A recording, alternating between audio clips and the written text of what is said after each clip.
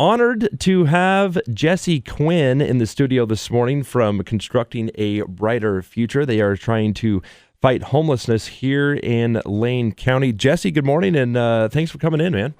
Hey, good morning. Thanks so much for having us here today. Once again, my name is Jesse Quinn. I work with Lane Workforce Partnership, and I'm one of the partners on the project known as Constructing a Brighter Future. Now, how did this all start? Has this been going on for a while now? With Constructing a Brighter Future, we just finished our first pilot year to building transitional shelters for the unhoused. This project initially began in 2020 in response to the Holiday Farm fire in the McKenzie Valley. So in response to the fire, some of our community members noticed that there was a need and that we had this untapped resource at our disposal, and that was of our Lane County students. So how could we have student enterprise come together to address community issues?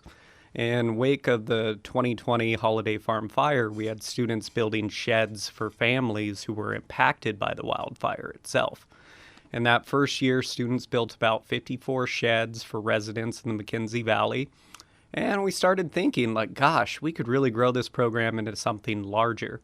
So that first introductory project of the sheds, served to build relationships, to gain a little bit of experience, and to take that momentum into something larger. The next step of that process was thinking of a transitional shelter for the unhoused, which has really kind of been the crux of this Constructing a Brighter Future. In the last year, we've been able to build 16 shelters. I want to say 9 are complete, 7 are in the process of being completed by fall. And we've really kind of estimated another 16 to be built in the next academic year. We do have some aspirations. We'd love to take this even further and have students build something more advanced, such as a complete residential unit. But, that's just kind of our hopes for this project as we continue looking at the year ahead. So was this pretty much all a decision or an idea from the Holiday Farm fire, or is this something that's been in the works for quite a long time?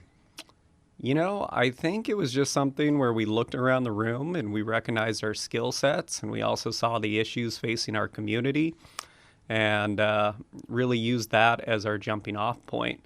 So I don't think it was something that really started before the Holiday Farm fire, but it definitely brought us together as a group to begin thinking, how can we really, work with our students to give them experience in the construction trades while addressing these larger systemic issues. Now, when you guys go in and make these shelters for the homeless, now do you go inside of the school, or do the kids kind of go to you on location of the homeless sites, or how does that really work? Yeah, so this is actually one of the cool parts of the program where we're having kids within their wood shops at their local school participating. So we work with the instructors through Lane ESD to train their wood shop instructors on how to do these builds, to look over the blueprints. We provide them with the materials, and we give them guidance throughout the process. So they're doing it at their own schools. In some cases, we'll work with Lane Community College. They have a building that some of the 4J schools are able to access, and they'll go out to that site to build shelters as well. That's a big win-win. As high school students, they get to learn how to build shelters, and probably something that they've really never experienced before, and even college kids as well. It's a huge win-win, and gosh, they're taking something home with them too, a big learning skill. Yeah, so we had 190 students participate in the last academic year. These students are swinging hammers, they're pounding nails, they're doing things that a traditional wood shop just wouldn't, have the chance to experience. So instead of building, let's just say, a birdhouse, these students are making a shelter for an unhoused member of our community to be stable, to receive services. And they're being sheltered at Every One Village as well as Square One Village, where case management can occur. Super awesome. Talking with Jesse Quinn this morning from Constructing a Brighter Future. We got some audio too. This is what high school senior Grant Barnes from Cottage Grove High School says about the program. Yeah, it makes me feel connected with everything because we're giving back to people in need, and it's great because we're all learning so much on building, and it's building skills. We're learning so much, and we're getting skills applicable so we can get jobs later. In Cottage Grove itself, we just have such a bad, homeless rate, and this, it's going to help put someone, inside and help someone get on their feet. Because I never would have expected to do something like this in a school environment. I mean, to me, I wish I kind of had this opportunity in high school to actually go out there and, build a shelter for these homeless kids. So how many kids do you think at the moment are involved with your program? Well, I can say with confidence in the last year we had 190 students participating, and that was across 16 schools in Lane County. So we had 15 of the 16 school districts participating, with individual schools making anything from the shelter to a shed, or even auxiliary components such as flower pots or desks for these units. So the number is increasing between last year and this upcoming academic year.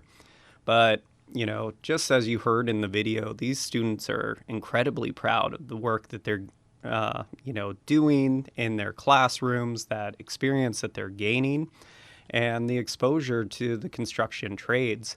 I know meeting with our industry partners, they have shared with us that there's a real deficit in talent coming through their pipeline.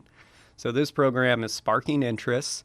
These students are gaining experience, and they're able to leave their high school with, just the knowledge of the trade itself and how to apply those skills in action. Super awesome. Once again, talking with Jesse Quinn this morning on the Wake Up Call, Constructing a Brighter Future. Jesse, how are you guys funded? Now, is the schools, do they buy all of the wood since some of them don't have so-called woodshop class, or are you guys funded by grants? How's that work? So the first year was really a patchwork, and we have a number of funders who have stepped forward to lend support. So this is everyone from the Oregon Community Foundation. We have the Roundhouse Foundation. We even have local Rotary clubs offering to sponsor builds. And we have Lane ESD serving as the backbone.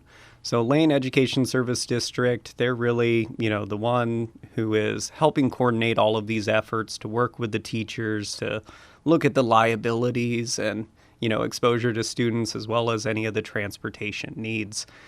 As we look ahead, we're trying to find additional funding to support this work. Each of the shelters can vary between $5,000 to $7,000 per unit, depending on the model being built.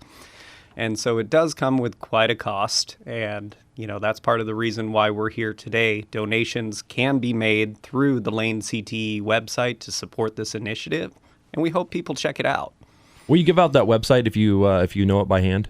Yeah, so it's lanecte.org, and there'll be a tab for Constructing a Brighter Future. Under Constructing a Brighter Future is a Donate Now button. Go ahead and click that, and you can make your gift. But we have been really taken by surprise the amount of community members who are willing to step forward and support this initiative. And so every time that we share the message, it seems to resonate. And, we see the value in this program. And really, having it be a win-win for the community, whether it's the students, the unhoused members of our community, or, the industry partners who are really looking for that recruitment pipeline. Now, do you guys do any fundraisers or special events to help raise extra money for Constructing a Brighter Future? Not at this time. So really, we've been leaning into grants. We've been looking at support from the state. And occasionally, we'll share out the donation link whenever there's a chance for publicity. And so far, we've been able to support that pilot year. And we're going into year 2 with enough funding to kickstart the program. So the more, the merrier. I think, as we look at schools across Lane County, these students want to do additional builds. The restricting factor here is, the material costs and the transportation and ensuring that we have the capacity to sustain the demand. Super awesome. Anything else? Do you guys have social media so people can go check out what you guys are doing? I know you guys got a great media partner with Jennifer Richardson. She's doing some great stuff for you guys. But you guys got social media? Yeah, we are so grateful for Richardson Media. Jennifer Richardson has been kind of supporting us throughout this process. But we do share a lot of our content through Lane Workforce Partnership. Lane Workforce Partnership is the local workforce development board. They're designated to serve Lane County. The mission of this organization is to help the workforce needs of employers and individuals through partnerships and innovation. So if you want to stay tuned to anything that's happening with Constructing a Brighter Future, get connected with Lane Workforce Partnership. We have a Facebook, a LinkedIn, an Instagram, as well as a Twitter. By following these messages, you can see some of the recent publications. We just had a press release on Tuesday. That was really exciting. We did the 1-year summary, and we just brought folks together to Everyone Village to see the shelters firsthand. Super awesome. Anything else I'm missing, Jesse? Do you want to talk about anything else about your little project here? I do want to throw out there, one of the things that we haven't really shared well with the community is the fact that we invite these schools as well as students to visit residents who have been housed through Everyone in Square One Village. And there's nothing better than seeing, students walk on site to see their shelter firsthand and to meet the resident who's residing. And some of these schools, it's pretty cute. They'll actually paint the shelters their school colors. Nice. And it gives them a little extra pride for participating. Super awesome. Well, Jesse, Quinn, thanks for coming in this morning. Anything you guys got going on in the future, just let us know. Any big fundraisers or anything like that. But I appreciate you waking up early this morning, coming in and talking about constructing a brighter future. You guys are doing some great work out there. So thank you. Awesome. Thanks so much for having us.